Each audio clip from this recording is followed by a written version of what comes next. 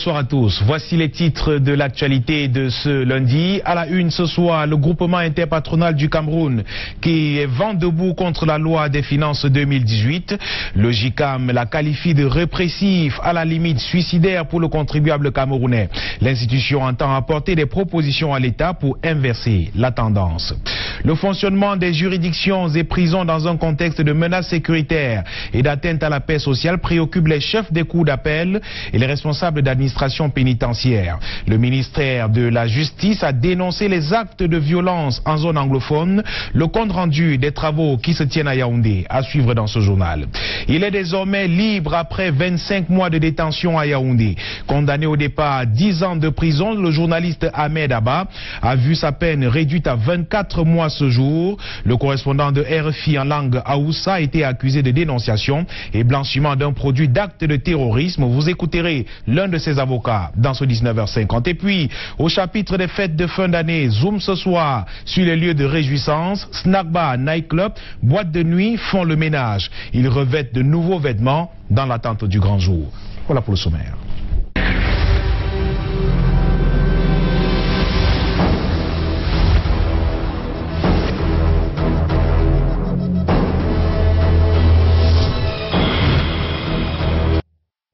Bienvenue au 19h50. Je vous le disais en titre, le JICAM fête ses 60 ans. Le groupement interpatronal du Cameroun a saisi l'occasion de cette célébration pour rendre hommage à 60 pionniers de l'économie camerounaise lors d'une soirée spéciale qui se déroule d'ailleurs en ce moment. Mais pour les opérateurs économiques du secteur privé, une autre préoccupation des plus importantes, c'est la loi des finances 2018. Avec cette dernière, les barons de l'économie voient l'augmentation de la pression fiscale, une loi considérée comme suicidaire pour le contribuable camerounais. Aimé Catherine Moukouri et Guy Fotso pour les détails. Le groupement interpatronal du Cameroun, comme de coutume, tenait sa deuxième assemblée générale de l'année. Une rencontre particulière vu que le JICAM célèbre ses 60 ans. Raison pour laquelle le groupement a choisi de rendre hommage à 60 pionniers de l'économie locale. Mais au cœur des échanges entre les adhérents, un sujet épineux, la loi des finances 2018.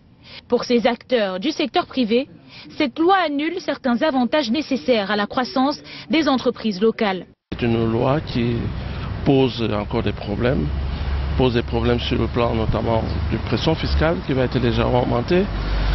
Une loi qui est répressive parce qu'elle donne beaucoup trop de droits et qui ne protège pas le contribuable et qui permet de revenir sur les exercices fiscaux, qui pose vraiment problème sur le plan de l'administration fiscale. Une loi qui est changeante, qui annule certains avantages qui étaient déjà dans les précédentes lois, notamment en ce qui concerne les 5% sur les équipements. Le président du JICAM dénonce un système fiscal dominé par la collecte de l'impôt, une pression fiscale défavorable au climat économique, d'où l'urgence de faire des propositions à l'État. Nous allons pouvoir expliquer à l'État avec des bases, non seulement des analyses comparatives, mais également de la documentation, proposer à l'État, aux partenaires, une nouvelle vision non seulement de l'administration fiscale, non seulement au niveau de son impôt, mais également de son administration, de faire en sorte qu'il y ait une meilleure confiance entre le contribuable et l'impôt et l'État. Par ailleurs, à l'occasion de cette assemblée générale, le JICAM recevait un nouveau membre, le directeur général de l'entreprise, Camerco.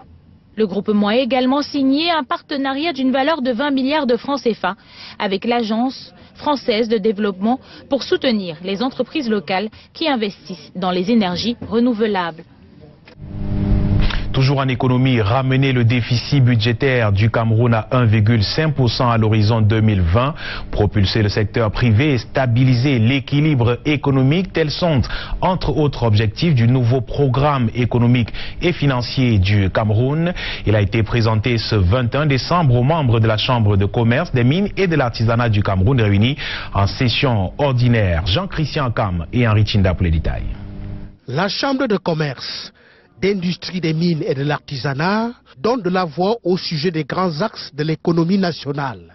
Section commerce, des clauses de sauvegarde sont enfin légiférées et une stratégie pour booster la commercialisation des produits agricoles, d'exportation sur le marché mondial au regard de la chute régulière des prix, est en gestation.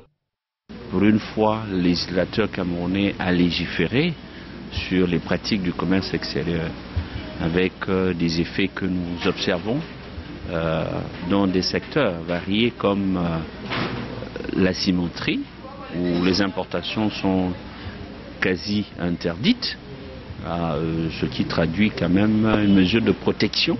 Au niveau des faiblesses des législations, elles sont en train d'être renforcées, mais il faut qu'elles soient effectivement contrôlées pour encadrer l'activité. On a beau faire une loi comme celle-là, on attend que c'est les opérateurs qui aillent se plaindre, alors que le gouvernement aurait pu agir en amont. Autre bon point, cette fois dans l'industrie, avec la décision gouvernementale de faire passer le taux d'industrialisation du Cameroun de 5 à 40%. Il s'agit pour le Cameroun aujourd'hui de devenir un nouveau pays industrialisé pour partir d'un taux de transformation de 5% à environ 40%. Cela vise en même temps la promotion de ce que nous avons appelé les champions nationaux. Nous souhaitons qu'aujourd'hui notre pays et notre industrie se portent au mieux et que d'ici 2035, que ce soit matérialisé et très effectif, que nous puissions également constater que nous avons fait un bond en avant avec une contribution au PIB assez subséquente et conséquente. À l'approche des échéances sportives internationales, un bémol dans la section prestations de services. La qualité n'y semble pas encore convaincante, notamment dans l'hôtellerie. Encore des chiffres avec l'hôpital gynéco-obstétrique et pédiatrique de Douala qui vient d'adopter son budget pour l'année 2018. C'était à l'occasion de la tenue de sa 6e session ordinaire du conseil d'administration. Après près de 8 heures de travaux intenses, de nouvelles résolutions ont été prises pour la bonne marche de cet hôpital. Alex Lembe et Guy Fotso. Le conseil d'administration de l'hôpital gynéco-obstétrique et pédiatrique de Douala s'est réuni mardi dernier pour sa 6e édition ordinaire. Celle-ci portait sur l'adoption du 4e budget de cet hôpital de référence sous la présidence de Madame Epé Kotor, présidente du dit conseil, avec pour rapporteur le professeur Émile Mboudou, directeur général de l'hôpital. 6 points étaient à l'ordre du jour, mais seulement les membres du conseil vont s'attarder sur certains points tels l'examen et l'adoption du projet du statut et du règlement intérieur des personnels de l'hôpital et puis enfin l'examen et l'adoption des projets du budget.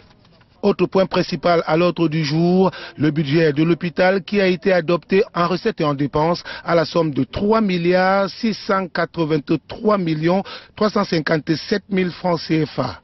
Après 8 heures de travaux houleux, la satisfaction ne se cachera pas. Alors moi j'ai le sentiment d'une œuvre bien accomplie, un travail bien rempli. Nous entamons la 4e année en 2018. Nous essayons de travailler pour garder cet hôpital tel que vous le voyez. Nous essayons d'y amener le plus grand nombre de malades et surtout des mères et des enfants en bon nombre. Entre autres résolutions prises lors de ce conseil d'administration, le recrutement d'un personnel qualifié et compétent pour qualitativement améliorer le travail dans ce centre hospitalier qui se veut référentiel. Nous sommes à 3 jours de la Noël, à 8 jours du Nouvel An et les lieux de réjouissance justement ont démarré leur opération de charme. Les snacks, bars et clubs, autres sont faits, font peau neuve justement dans le but d'attirer plus de clients. Certains opérateurs ont même choisi de démarrer leurs activités en ce mois pour profiter des clients à la recherche de lieux de réjouissance modernes. Aimé Catherine Moukouri et Patrice Foucault pour les détails. On peaufine les derniers aspects de la façade.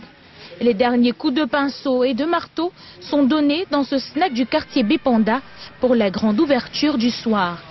La nuit tombée, la clientèle est au rendez-vous. Le choix de l'ouverture des portes un soir de décembre était bien prémédité par le propriétaire. Comme c'est la période des fêtes et tout le monde est prêt à fêter, on peut attirer un grand monde pour pouvoir les amener à comprendre, à entrer, à découvrir. Pour qu'en le moment venu, pendant peut-être la période, les mois à venir ou les années à venir, qu'ils sachent déjà qu'il y a un espace. C'est que le mois de décembre, les propriétaires de lieux de réjouissance ont plus de chances d'attirer la clientèle. Ils redoublent donc d'efforts pour cela. Ici, par exemple, le propriétaire de ce mini-pub, qui est lui-même disque jockey, a entamé des travaux de réfection depuis 3 mois. Depuis au moins 3 mois, nous sommes en plein travail pour que les clients de fin d'année se retrouvent dans un endroit aussi chic que possible et aussi ambiancé que possible. Donc, dans tous les compartiments, on a essayé de apporter une touche nouvelle. Au niveau du confort général, on a augmenté de l'espace. On a essayé de créer des loges VIP, comme vous allez constater tout à l'heure. On a essayé de créer un système d'accueil aussi différent qu'au courant d'année. Le personnel est mis à contribution. Pour les serveuses, par exemple, ce sera au moins 4 heures de plus de travail, toutes ces fêtes de fin d'année. Je venais au travail à 17h, je rentrais peut-être à 4h. Maintenant, au mois de décembre qui s'annonce, je me retrouve que je viens à 16h et je rentre à 7h30. Presque tous les clubs de la ville de Douala, nouveaux ou déjà connus, procèdent à des changements, même simplement décoratifs, pour être les lieux choisis par les clients. On a changé à 90%. Les meubles ont été changés, les jeux de lumière ont été rajoutés, la sonore a été rajustée. Pour les jours de célébration, ce sera à qui animera le mieux, bien que la magie de Noël a ce don de réveiller en nous naturellement l'âme du joyeux danseur.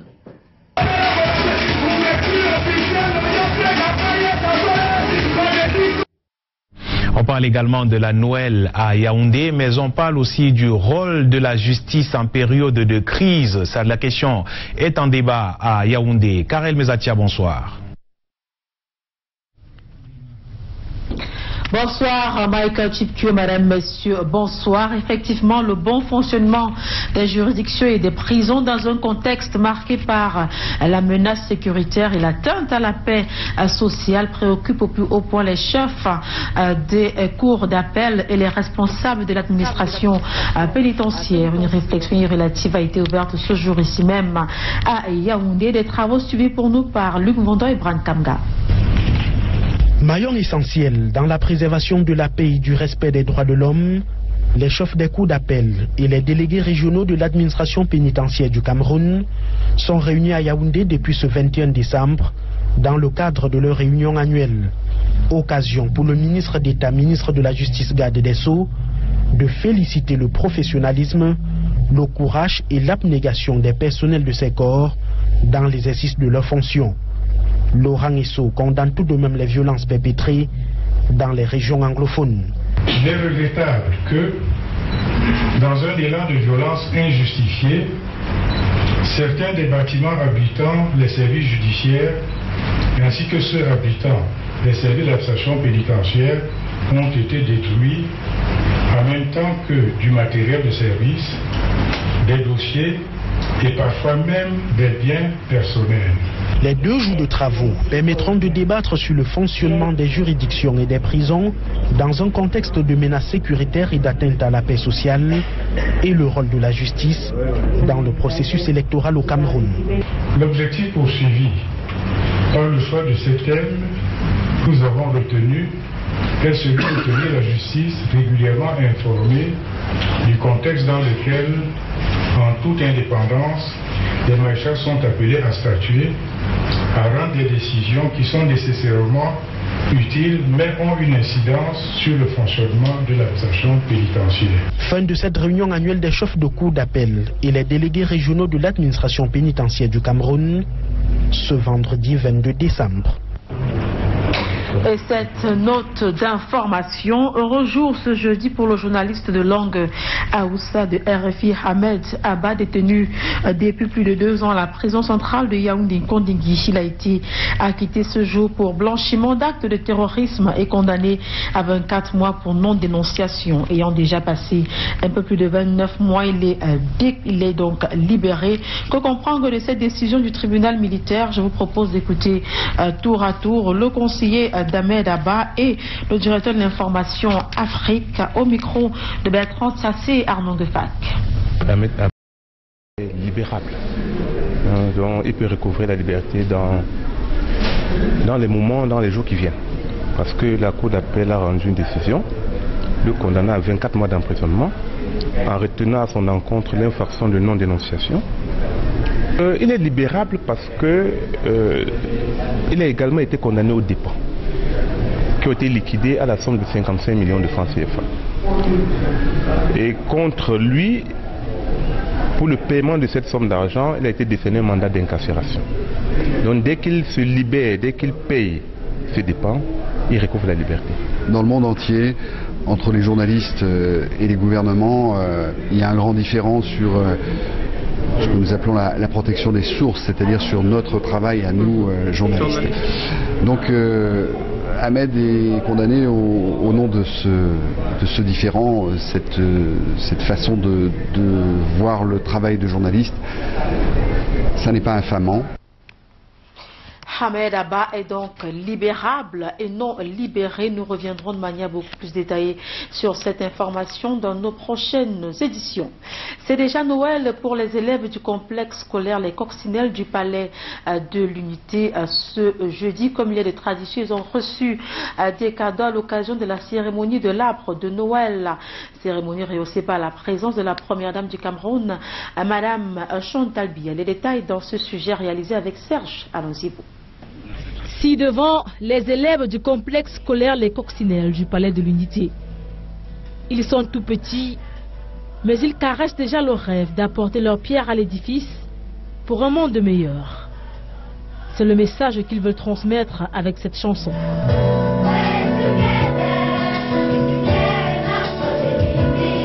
Et pour faire montre de leur détermination, face à la première dame du Cameroun, Madame Chantal Biya, la ministre de l'Éducation de base, les autres membres du gouvernement, les dames du CERAC, les hôtes de marque ainsi que les parents, tous mettent en pratique les enseignements acquis durant le premier trimestre de l'année scolaire 2017-2018 à travers chants, danses, récits et sketchs exécutés en français, en anglais et même en langue vernaculaire. Il a un grand bonnet rouge.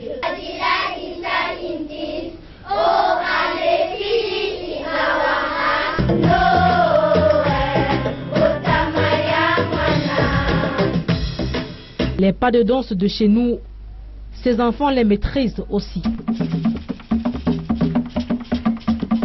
La preuve, s'il en était encore besoin, que le bilinguisme et le multiculturalisme tel que prôné par le chef de l'État est une réalité chez les Coccinelles. Pour eux, c'est déjà la fête de la Nativité et de Nouvel An. Noël est là avec ses cadeaux, ses jouets, ses guirlandes. Les parents ont d'ailleurs pu revivre l'histoire de l'enfant Jésus, racontée avec maestria par les Coccinelles. Joseph, Marie, c'est pour les petits. Bien sûr, il ne va pas en manger encore, mais la laine vous sera utile pour le réchauffer. Merci berger, nous le garderons en souvenir de toi. Notre fils aussi sera berger, mais lui sera le berger des hommes. Le Père Noël dans toute sa splendeur est célébré ici. Père Noël, quel cadeau pour les enfants.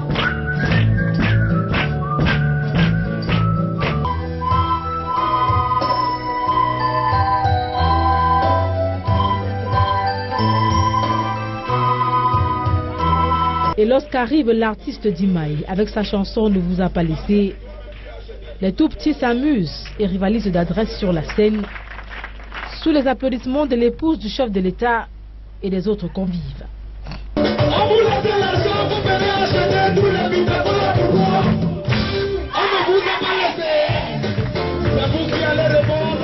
Après cet intermède, les choses sérieuses reprennent. 3 récits inscrits à l'ordre du jour avec un chant « Joyeux Noël à tous ». Et pour redynamiser les tout-petits, Kopo est là.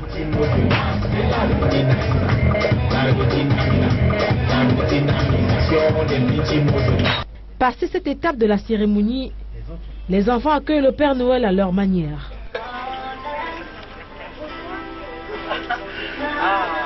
Il est venu avec plein de cadeaux, des cadeaux qui sont remis aux enfants par la première dame.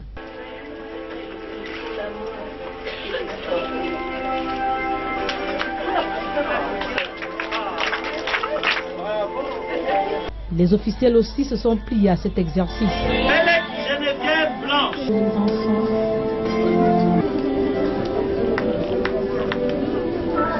Après la remise des cadeaux, Madame Chantal Biya a pu voir de plus près les travaux des enfants et c'est en chanson que les tout-petits ont dit au revoir à cette dame au grand cœur.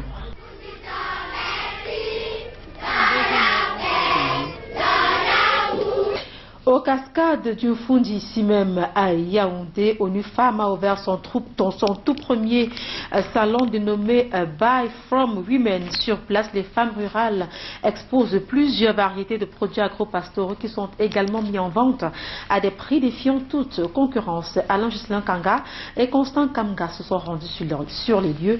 Voici le reportage. La créativité de la femme rurale exposée à vil prix à la cascade du Fundi, ici à Yaoundé.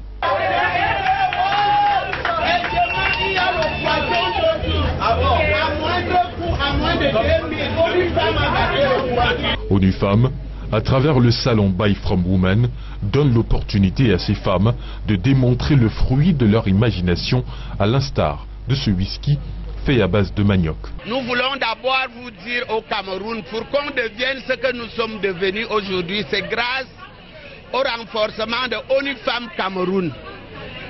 On était délaissés pour qu'ONU Femmes est venue nous appuyer. Et maintenant, je pense qu'on part dans la phase réelle. Vous aimez toujours la théorie, nous sommes donc à la pratique. Cette plateforme veut apporter une nouvelle approche de synergie entre tout ce qui accompagne le développement de la femme rurale. Il s'agit de différents programmes qui apportent une assistance aux femmes rurales.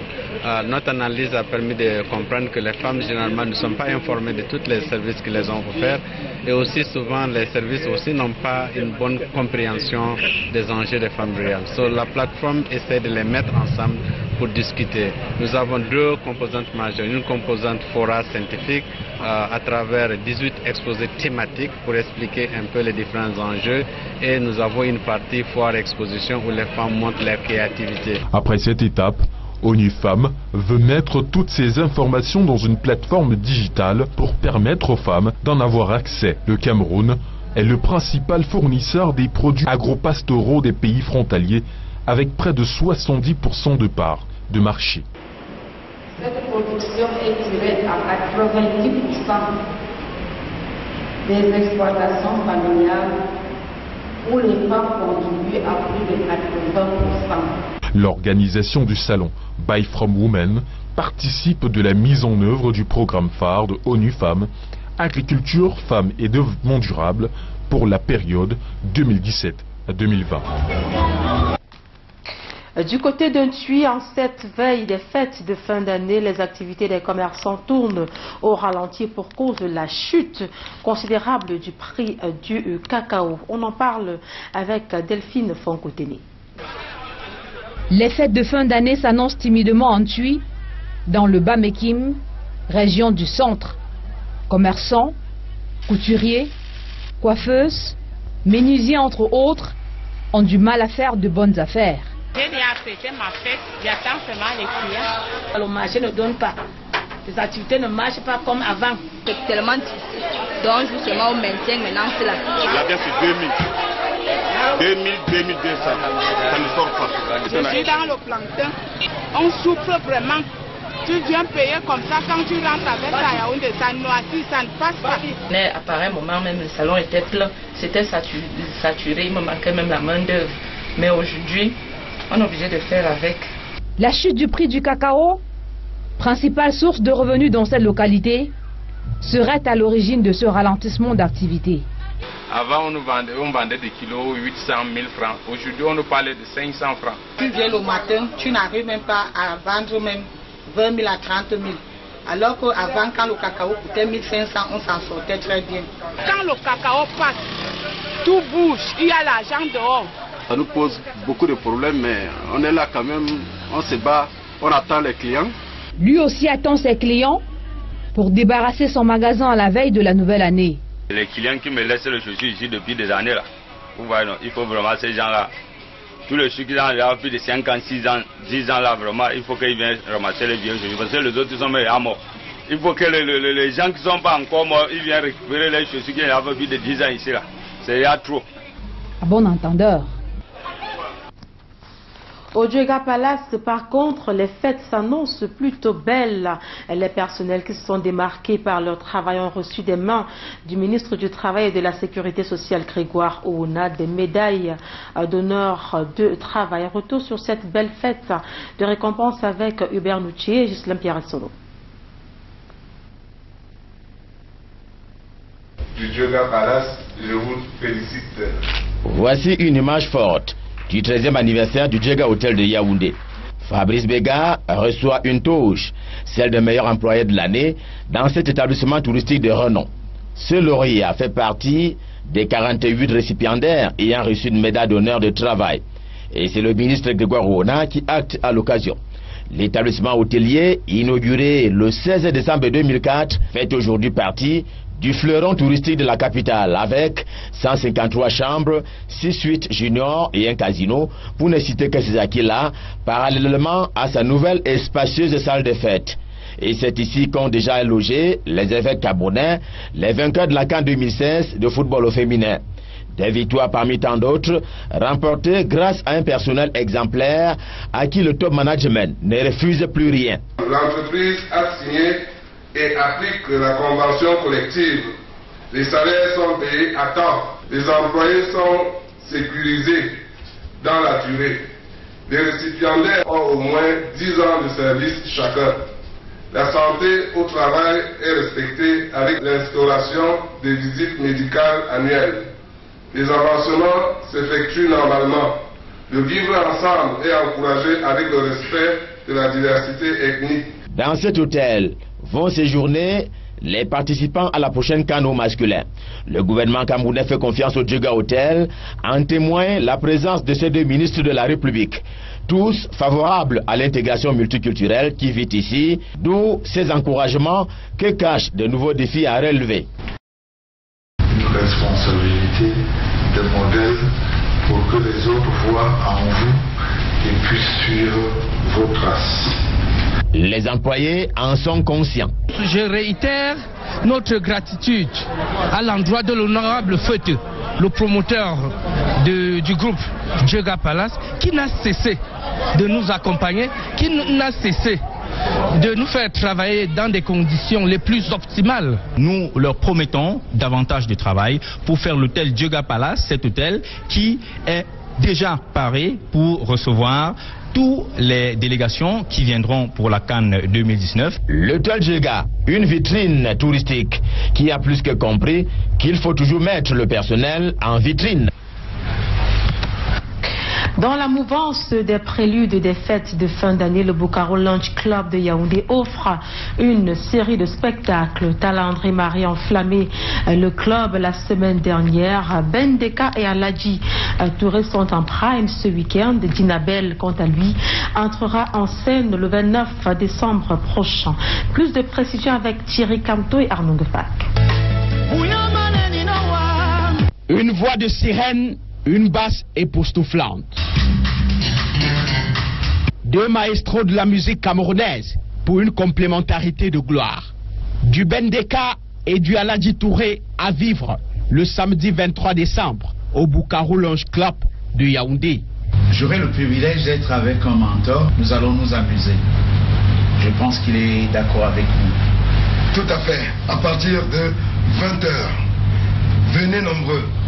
Parce que ça va chauffer, ça va vraiment chauffer. Ambiance des préludes de fête de fin d'année. Déjà commencé avec le roi du Ben Sikin le 15 décembre dernier, au même endroit. Un Tala André Marie comme neuf, mais porteur des anciennetés musicales. Son doigté de guitariste, chant et chœur pour mettre du boom. Parfaite symbiose avec son public. Sacrée soirée avec cadeau de fête en chanson. Nous sommes à la veille de fête. Vous avez le droit de demander un titre supplémentaire. Non, on ne va pas créer de problème à la veille. Après Tala André Marie et Ben Deka, Dinabel se joindra à la mastodon Aladji Touré le 29 décembre prochain. confirme que je serai bien au Bukavu Village le vendredi 29 de ce décembre 2017. Les absents auront tort. On s'intéresse à présent au mini-comice de Bafoussam et on en parle avec vous du côté de Douala, Maïka Chikio.